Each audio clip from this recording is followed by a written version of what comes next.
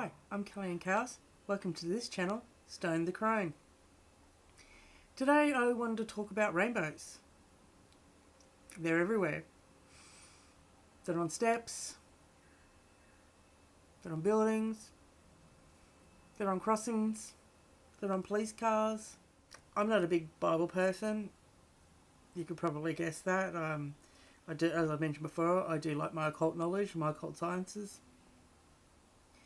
I put the Bible in the same category as all the other books of mythology. If the other books of mythology are out, the Bible's out. If the Bible's in, all the rest of the books of mythology are in. One of the things I'm really interested in is symbols, symbology. I occasionally call it speaking symbolish. I really enjoy archetype symbology as a card reader, tarot card reader. It goes hand in hand with that. I understand symbols and symbolic gestures probably better than I understand any other language. So I want to talk about rainbows.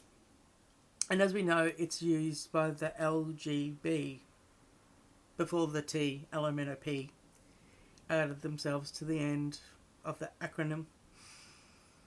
And it's kind of fitting. Symbol. You know, many spectrum of colours in one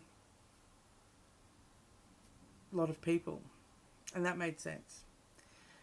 The Bible says the rainbow was sent by God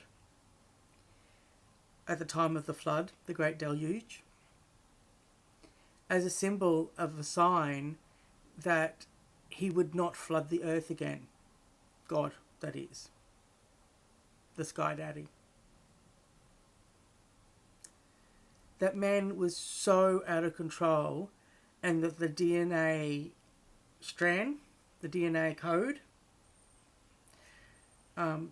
was so polluted that the only thing that God could do was get Noah together to get 2 of every animal into the ark.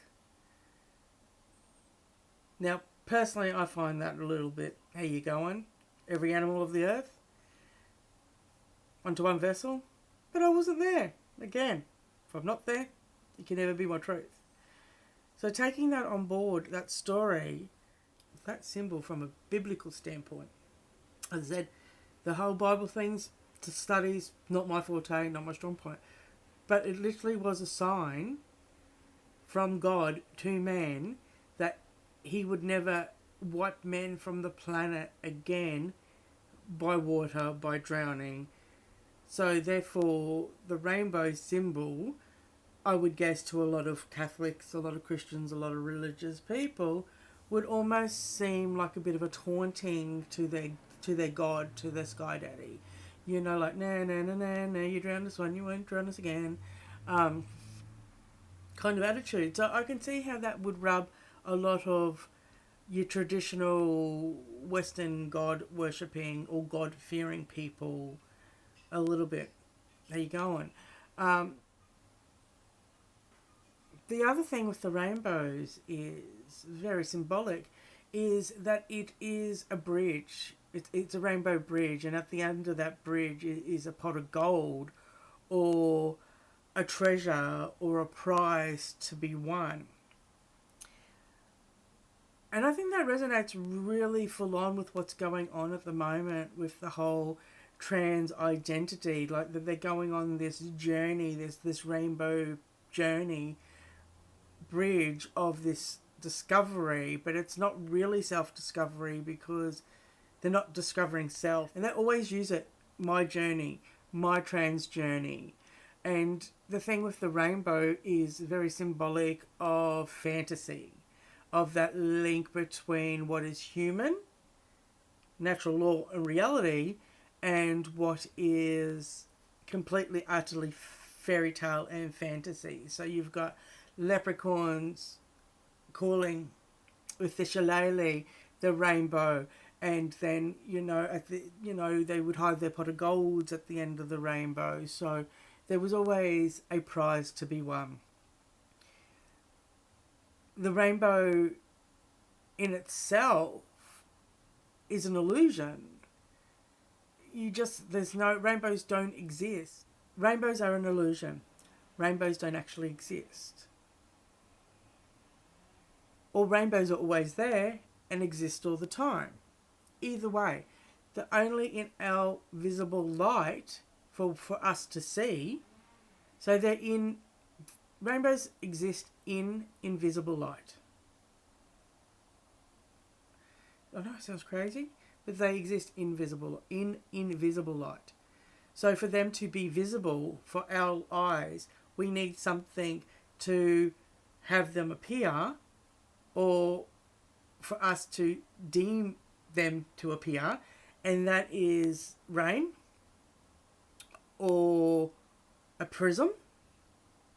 Pink Floyd used it with the triangular prism, and the light coming in and the white light taking off into the 7 fractals of the rainbow light. So it is light separated, spanned out. But we don't see that. That doesn't exist to our eyes until the environment is right for us to see it. So these are hopefully going to be smaller little videos. I want to do a few of them. I want to touch on a bit of symbology. But I also want to touch on sigils, like actually alchemic symbols, alchemic sigils, and also sigils that we can use ourselves, maybe to help us with our everyday moving around in this realm. This week, this Saturday, this weekend, huge weekend coming up. So we've got our Speaker's Corner on Saturday, which is pretty exciting, and gonna open my mouth and have a talk at that, which I'm pretty good at doing. Talking, that is, opening my mouth. We got a Terfy weekend coming up, and I'm for one looking very much forward to it. And I quite like a little bit things on the theatrical side, so keep your eye out. Maybe spice up our little Speaker's Corner. Well, I might spice up our Speaker's Corner a little. Anyway, got my little Terfy hat. It is absolutely covered in dashhound hair. He does like to sit on it. So anyway, on that note, gonna love you for now. I'm gonna talk to you later. Stone out.